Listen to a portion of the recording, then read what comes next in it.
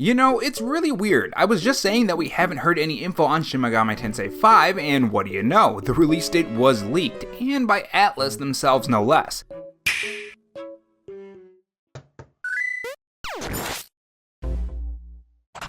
Hey guys, it's Rob here, and welcome back to the Robo Show, where we cover the latest gaming news, leaks, and rumors from Microsoft, Sony, and Nintendo in 2020 and beyond. If you want to be kept up on the latest gaming news, make sure you click that red subscribe button below this video and that notification bell so you know when I upload. And if you're interested, I have a Patreon, which link to that will be in the pinned comment along with my Twitter account. In this video, we are going to talk about two Nintendo Switch game leaks, one that I think will excite you Shin Megami Tensei fans, and the other has multiple 2K games that will be revealed at E3 2021. We also are going to talk about the Nintendo Switch Pro no-show and my thoughts on that as well. So E3 is coming up, guys, and when E3 comes up, there are bound to be games leaked out early, whether it be through insider knowledge or the occasional accident from websites, which is just what happened to Shin Megami Tensei 5. So Shin Megami Tensei 5 is a weird game. It was announced at the reveal of the Nintendo Switch, and after that there was nothing. Then we got the second trailer at the partner showcase, and then after that, again, there was nothing. They were silent. Now that E3 is coming up, we should be expecting gameplay footage, release dates, and so on, but it seems the official Japanese website was mistakenly updated, and Persona Central caught that update and nabbed not only a release date for Shin Megami Tensei 5, but also story details and even gameplay details. So Shin Megami Tensei 5 is coming out on November 11th, 2021. Now with Nintendo announcing their E3 Nintendo Direct and saying mostly in 2021 when it comes to games being shown off during the footage during that Nintendo E3 treehouse,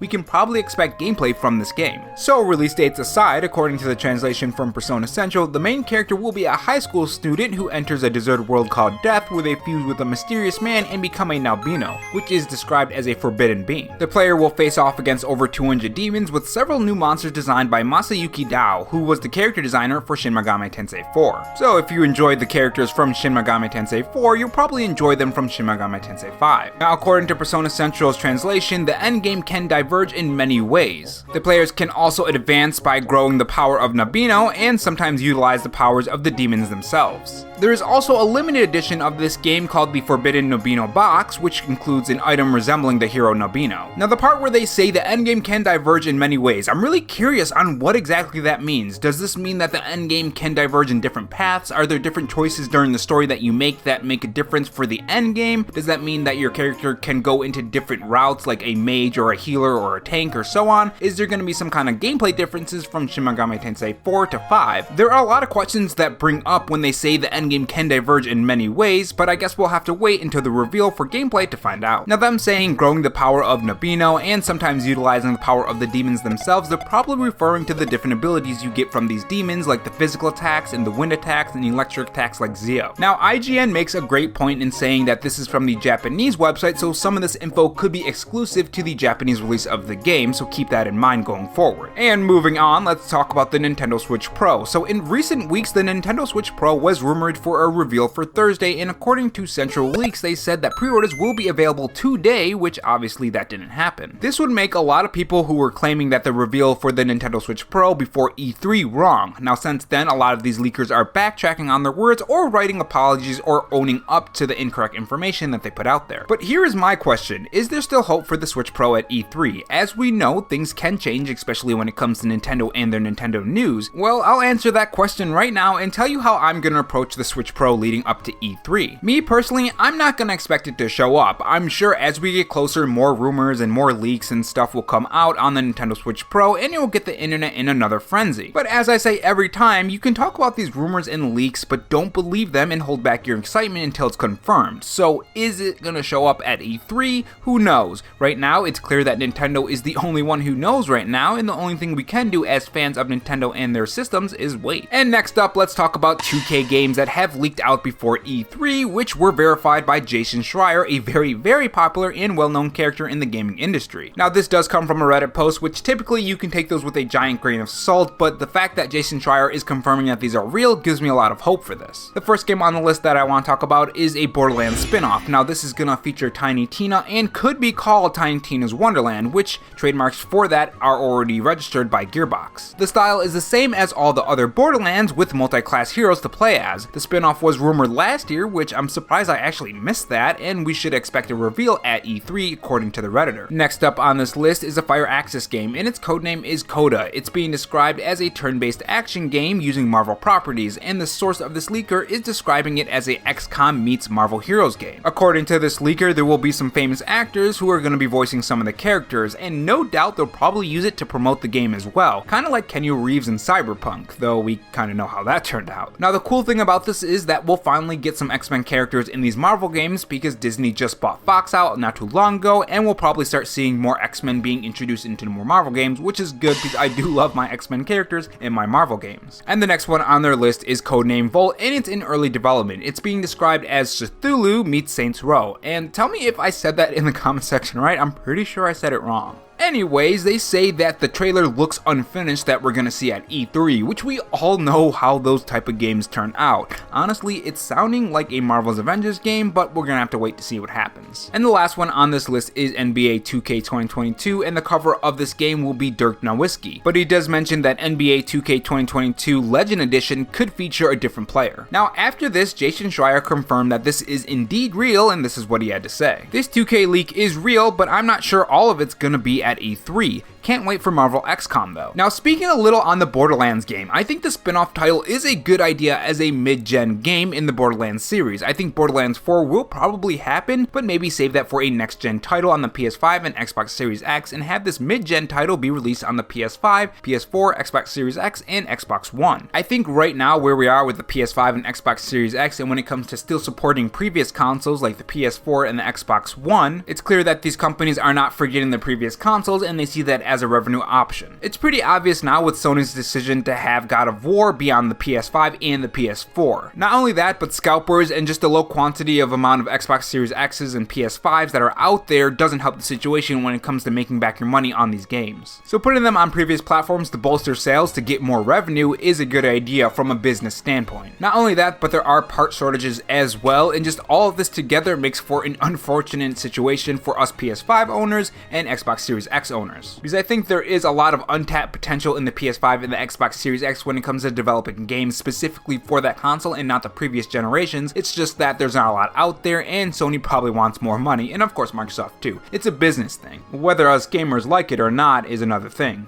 And moving on to the next segment of the Robo Show that I haven't brought up in a while, we have the comment of the day, where I take one of your comments from the comment section and just talk about them and share my thoughts. These could be general questions or just comments that I like to reply to. If you want your question to be directly answered, put the hashtag that you see on the screen in it with the space followed by it. And of course your question or comment. So the comment of the day is from Susho, and this is what the comment says. Just something I noticed about the E3 announcement. The English version says mostly in 2021, however the Japanese tweet doesn't and explicitly says releases within 2021. So for me, mostly means that the dates might change for whatever reason, but everything announced will aim for a 2021 release. The other reason would be Japan and English directs are usually different and we get different games announced, so we might get some games for 2022 here, but not in the Japan stream. So this commenter makes a very good point. I know there are a lot of people, including myself, that take the mostly in 2021 as a sign that they're going to show games beyond 2021, but knowing that the Japanese one doesn't say that does change it a bit. They do directs for different parts of the world and things could change. I mean, heck, we thought the Switch Pro was going to be revealed yesterday and maybe we were right, but something changed and they're going to reveal it at E3 instead, or maybe later than that. You never really know when it comes to Nintendo. And that's all for this segment. If you want yours to appear in the video, make sure you leave them down in the comment section below. So what do you guys think about these topics? Tell me your thoughts in the comment section below, and if you enjoyed this video, leave a like and subscribe for more gaming news, leaks, and rumors. Thanks for watching guys, and remember, stay safe, stay charged, and have a good one.